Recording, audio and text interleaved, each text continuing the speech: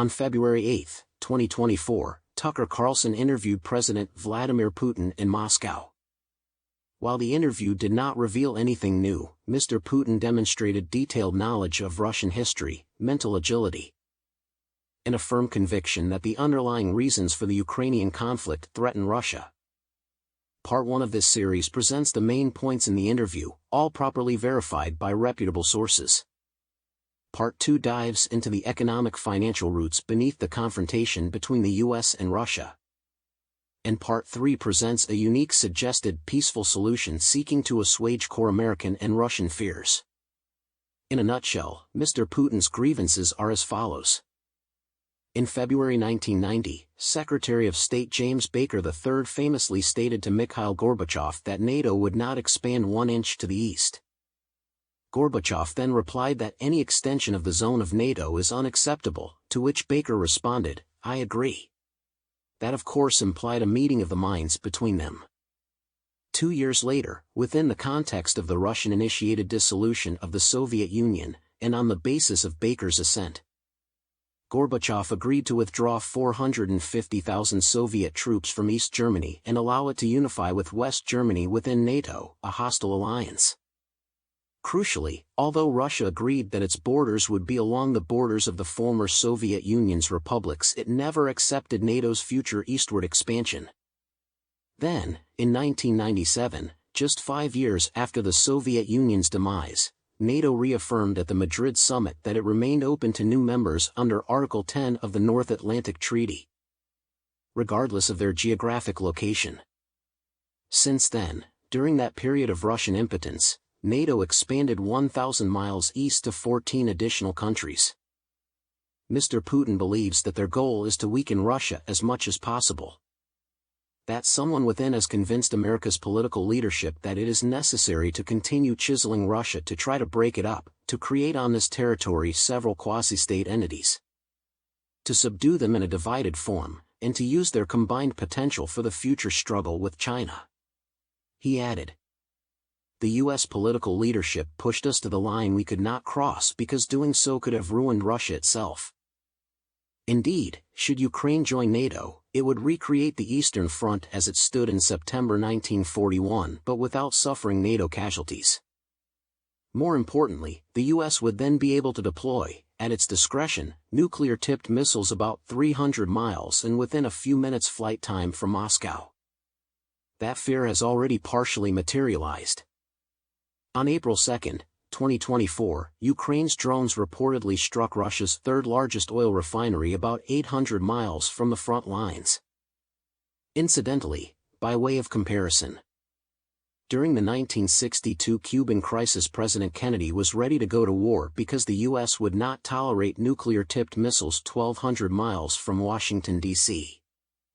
As for Georgia, a quick look at the map reveals that almost the entire coastline of the Black Sea would be NATO-controlled. That could effectively prevent Russian ships from reaching the Dardanelles and allow NATO to sever, at its discretion, Russian-Iranian traffic in the Caspian Sea. The ensuing stranglehold would, as Mr. Putin surmises, in all likelihood collapse the Russian economy and government, cause the country to disintegrate, isolate Iran, and give the US and NATO the power to control the vast energy, mineral, and agricultural resources in the newly defunct Russian Federation. High stakes indeed. At a meeting in the Kremlin, Mr. Putin asked President Bill Clinton, "Bill, if Russia asked to join NATO, do you think it would happen?" At dinner later that evening, Mr. Clinton replied, "You know, I've talked to my team, no, it's not possible now." Mr. Putin told the President of the United States, but did not specify which one, that the U.S. should not support separatism or terrorism in the North Caucasus and gave him proof that it was doing so. The CIA later replied, "We have been working with the opposition in Russia. We believe that this is the right thing to do and we will keep on doing it." Mr. Putin, who had previously repeatedly objected to a planned American anti-ballistic system, proposed to President Bush to instead create a joint U.S., European and Russian ABM to counter possible future missile threats from Iran. The U.S. declined the proposal. George Kennan, an American polyglot who mastered Russian, German, French, Polish, Czech, Portuguese and Norwegian, filled diplomatic posts in Lisbon and Moscow during World War II. In February 1946 he sent a long telegram from his post in Moscow to Washington, D.C. in which he advocated a policy of determined containment toward the Soviet Union. This brought him much recognition, and in 1947, during the Truman administration, he was named director of the State Department's policy planning staff.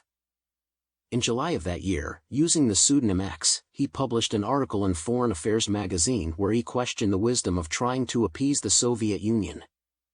He argued that the Soviets responded primarily to military force, and that for that reason it would retreat only in the face of unyielding Western opposition to its expansionist policy. Further, he believed that determined U.S. counterpressure would cause the Soviets to either cooperate with U.S. or lead to the collapse of the Soviet government. The U.S. subsequently adopted this view and enshrined it as its core policy toward the Soviets. However, in the late 50s Kennan revised his ideas and advocated instead for U.S. disengagement from areas of conflict with them. Specifically, he denied that containment was relevant to Vietnam. Then, in an opinion in the New York Times on February 5, 1997, Mr. Kennan stated in part, "In late 1996, the impression was allowed, or caused, to become prevalent that it had been somehow and somewhere decided to expand NATO up to Russia's borders. But something of the highest importance is at stake here. And perhaps it is not too late to advance a view that, I believe, is not only mine alone but is shared by a number of others with extensive and in most instances more recent experience in Russian matters. The view, bluntly stated, is that expanding NATO would be the most fateful error of American policy in the entire post-Cold War era. Such a decision may be expected to inflame the nationalistic, anti-Western and militaristic tendencies in Russian opinion, to have an adverse effect on the development of Russian democracy, to restore the atmosphere of the Cold War to East-West relations, and to impel Russian foreign policy in directions decidedly not to our liking. It is, of course, unfortunate that Russia should be confronted with such a challenge at a time when its executive power is in a state of high uncertainty and near paralysis. And it is doubly unfortunate considering the total lack of any necessity for this move. Why, with all the hopeful possibilities engendered by the end of the Cold War, should East-West relations become centered on the question of who would be allied with whom and, by implication, against whom in some fanciful, totally unforeseeable and most improbable future military conflict? A very relevant counterpoint existed to Mr. Kennan's assertion that NATO's expansion was the most fateful error of American policy in the entire post-Cold War era.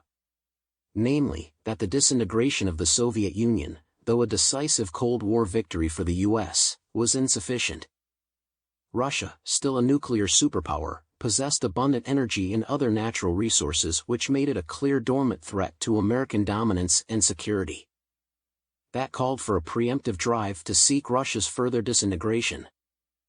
In March 1997, with an impotent Russia still reeling from the Soviet Union's demise, Zbigniew Brzezinski, an influential anti-Soviet senior research professor of international relations who had served as foreign affairs advisor to Presidents Kennedy and Johnson and national security advisor to President Carter, espoused precisely that.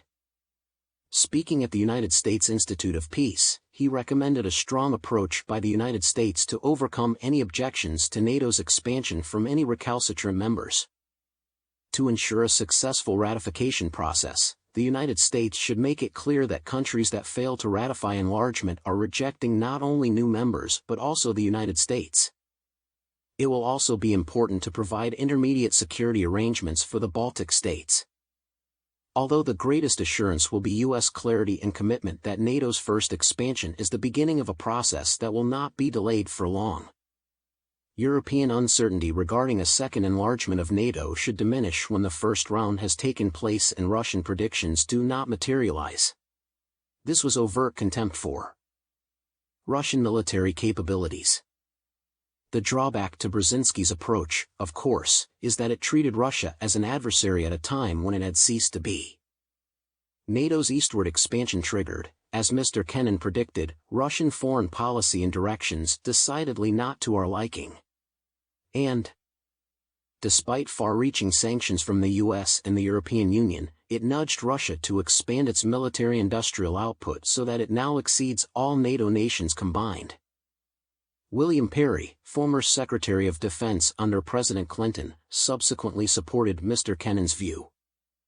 In 2016, he stated that the current level of hostility in US-Russian relations was caused in part by Washington's contemptuous treatment of Moscow's security concerns in the aftermath of the Cold War. Mr. Kennan, who died in 2005, wrote at a point in time when the U.S. national debt was a relatively benign $5.4 trillion or 44.12% of GDP.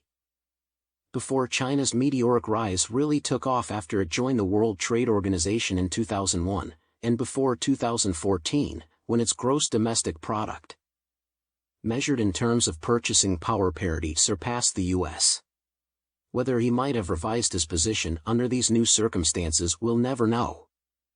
Russia regards NATO's 2008 commitment to expand into Ukraine and Georgia, as stated in item number 23 of the Bucharest Summit Declaration, a matter of life or death.